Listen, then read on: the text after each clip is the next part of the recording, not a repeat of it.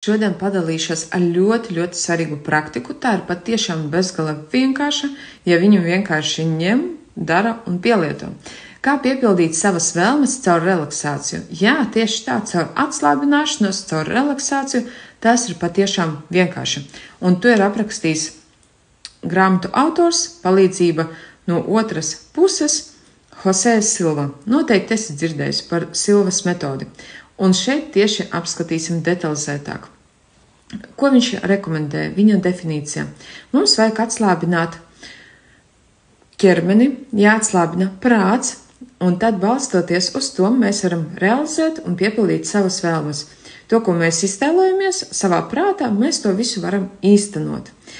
Un tā ir pavisam vienkārša formula. Relaksācija plus vizualizācija, vienādības zīme, rezultāti. Un manā Telegram kanālā esmu ierunājis audio ziņu, tur ir detalizēta informācija, priekš kam mēs to daram, ko tas dod, kādas ir priekšrocības tev, lai sasniegtu un īstenotu savas vēlmes, viegli, vienkārši un pašā labvēlīgākā veidā. Un viņš tieši runā par to, kā ir iespējams caur smadzeņu frekvenču palielināšanos piepildīt savas vēlmes. Jo noteikti esi redzējis video, kur es stāstu par to, kā strādā mūsu smadzeņu viļņi. Piesakojiet!